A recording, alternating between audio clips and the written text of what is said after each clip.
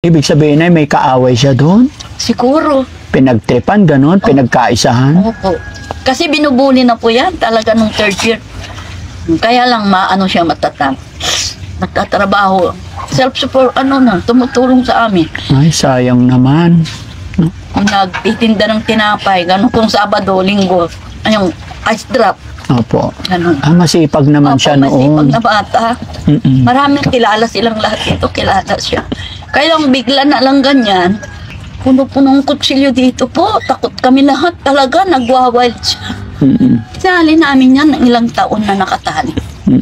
Nung nahirapan na rin ako, nakisuyo ako sa gusto ko ipagamot, 2018.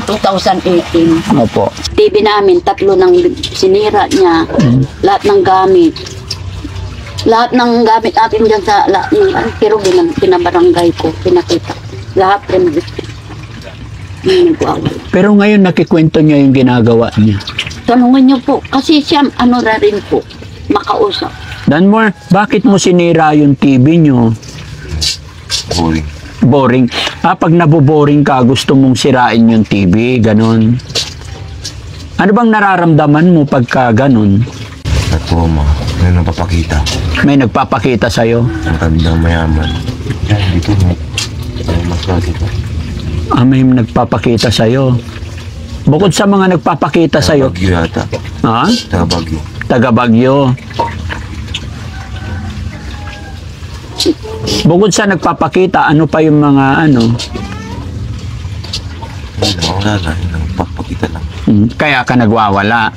So, ibig sabihin, kailangan ba magwala or gusto mong ilabas yung galit? Ba't ganon? Wala. Hindi ko alam. Pero si nanay, kilala mo naman yung nanay mo. Ano pangalan nanay mo? Naglina. Di ka ba naawa kay nanay? Napapagod na daw, sabi ni nanay. Wow, baka.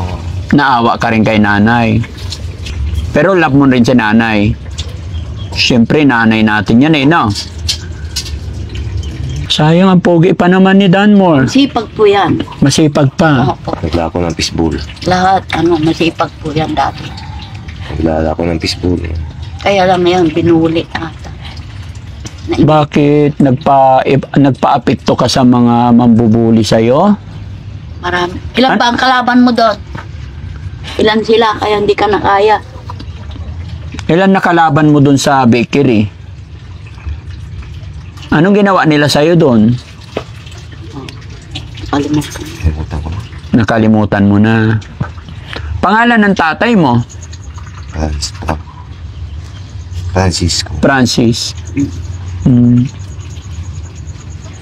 Sayang naman, no? Pagpagaling ka, Danmore. Tulungan mo ang sarili mo. Huwag kang maninira ng gamit pagka naboboring ka, ha? Pag naboboring ka, gawin mo, mag-pray ka na lang, tawag ka kay Papa Jesus, magdasal ka. Huwag kang magpatalo sa sa mga nambubuli sa'yo, sa depresyon. Ang isipin mo si nanay, tsaka yung tatay mo. Pasay ng tatay. Patay na tatay. Tingnan mo, mas kawawa si nanay, mag-isa na lang siya mag-alaga sa'yo. Di ba? Paano ka, pag hindi mo natulungan ang sarili mo, paano ka na, hindi sa iniling, pag si nanay tumanda na, pag nawala si nanay, sino na mag-aalaga sa'yo? Di ba? Di ba, Nay? Kaya kailangan dapat gumaling siya. Kasi hindi habang buhay, nandyan ang nanay. Paano po yun, Nay? Hindi siya nahiling, di ba? Mahina na kayo. Sino mag-aalaga kung tuloy-tuloy na ganyan lang siya? Yun nga lang po ang na. Pero pag nagbawala, yung mata niya, puti ang Puti, makikita. bumabaliktad. So, dyan lang sa loob talaga. Napupok niya ako minsan dito na. Kaya yung mga anak ko sabi niya, huwag kang lalapit pag Nagwawala. Opo. Kasi maaari. Pag pinapakain namin, yung isang batyang lahat ng kainan niya dito hagis eh. Kasi lang siya, disposable na namin. Marami na siyang binahatag, lahat ng plato, ganun. Basag dito, basag lahat. Pag nagwawa na. Kaya na ang nilagay kong upuan niya, yung matibay-tibay Sa- na batya na. Nay, sabi mo nung wala pa siyang ganyang sakit, Ang bait. masipag siya, Opo, ang bait. bait. Lahat ng kita Paano mo siya ilarawan bilang anak? Gaano nga ba siya kabait? Nagtitinda, binibigay lahat ng pinagtitindahan niya. Kuha lang ng pambili niya ng pop. Pambilin. Tapos bibigay na sa inyo. Opo, lahat po. Lahat. Nagtitinda nung malakas-lakas pa siya, nag-aaral na siya. Nagtitinda ng madaling araw pandesal, ganon. Kung minsan yung hot muna ay pag alas 3. Kung Sabado-Linggo, yung ice drop naman. Kung nakapagbenta ng ice drop, malilit pa yung mga pamangkin niya nun. Lumabas lang yung puhunan, may i-remit siya, kakainin na ng mga pamangkin niya. Babigay na niya. Opo. So, ibig sabihin, napakabait na Opo. bata siya noon. Kung nagtitinda rin kami ng fishball, meron kami noong fishballan. Yan lang. Ibibigay lang sa akin yung lahat. Wala. Merienda niya lang. Merienda. Marami makasaksi po dito. Mabait siya. Napakasayang. Tapos ganito nangyari sa kanya. Nung hirap na hirap ako, meron yung dumating na hirap ako. Sabi ko, sana kinuha na lang ng amay. Kasi, pag dumating ako noon, siyempre nandiyan nagwawala. Siyempre, ang hanap buhay ko lang naman nung hindi na kami nagtitinda. Noong nagtitinda kami. Nung hindi na, wala na. Nakikilabanan na lang ako. Katapos, yung may manicure din ako pang bahay-bahay, mga kaibigan ko, ganun na. Ito naman, buhay ko. Sabi mo, Nay, napakasipag na bata, mapagmahal. Opo, Tapos ganito nangyari sa kanya. hirap-hirap po. Gaano kasakit bilang ina na makita yung anak na ganitong kalagayan niya? Hindi mo pong maiwan. Kahit anong hirap. Hindi ko makaya. Marami lang po sabi sa akin, magtatrabaho ako para ibigyan ko na lang siya. Ayaw ko po. Kasi wala siyang magbibigay sa kanya ng pagkain. Pag humihingi, ako lang lahat ng bibigay. Walang hanggang pagmamahal ng magulang para sa anak, no? Saka ano po yan, kahit kakakain, ang ugali niya, kahit kakakain, kumihingi na naman.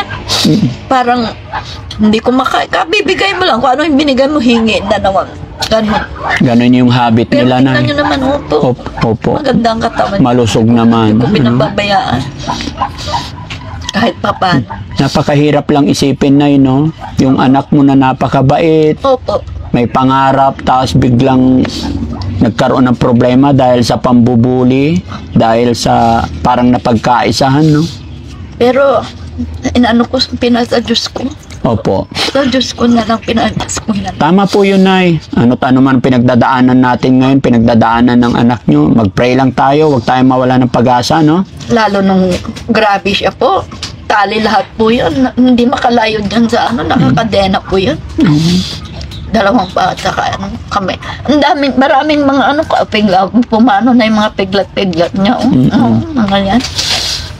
Kadenang gusto yan. Ang lakas niya po. Ang lakas niya. Opo. Pangalawang beses na po to, na bahay niya. Nung una, inano lahat. Malaking ahas. Ito ngayon, ano namin, Pag napabayaan, pinagawa namin. kakain Nalaki. niya. Malaking sawa. May malaking puno. Pag mapangalan Nay, almost 20 years nyo nang inaalagaan, no? Ito, ang pinakamahirap ng balyante, yung kanya talaga, pag lumabas sa labas, natatakot kami, lahat sila natatakot pag nakalabas dito. Pag nakalabas, Opo, takot sila. violente Ay, talaga. takot. Lahat po dito, takot sila. Kasi ang daming kutsilyo dito. Sa ano niya, Oo, hindi niya kasi alam yun, hindi niya mapigilan yun. takot. maraming ahas. Anak ko. Ay, iba siya pag nagwawal. Hindi mo. Pero mabuti ikaw, Nay, hindi ka natatakot sa kanya. Hindi po. Kilala ka niya. Pag pinapaliguan, ayan, hindi ko lang napaliguan ngayon. Masamang pakiramdam ko kanina. Opo. Nagpabunot kasi ako eh. Palakas ka, Nay. Huwag ka pong huwag mong pabayaan sarili mo kasi yun ang iniisip ko dito eh. Pag mahina ka, paano siya? No? Nagpabunot kasi ako ng ipin eh, parang ako Di ako- Pero Nay, matanong ko lang, syempre, ngayon, paano po kayo nabubuhay mag-ina? Anong source of income nyo po? Naglalabada po ako hanggang ngayon. Hanggang ngayon, Opo. ilang taon na po ba kayo? 68. Gaano kahirap yun, Nay? 68 na paglabada ka pa. Opo, dito po. Mm. Sir, kahit magtanong kayo dyan, kilala ako. Tapos meron akong, ayun nga, yung manicure. Nagmamanicure din. Minsan, yung mga kaibigan ko, nag-home service din ako. Ganun ako. Ang libangan ko na lang, punta sa kapilya. Tapos, Magpe-pray na lang tayo. Yes po, Nay, huwag kang mawala ng pag-asa.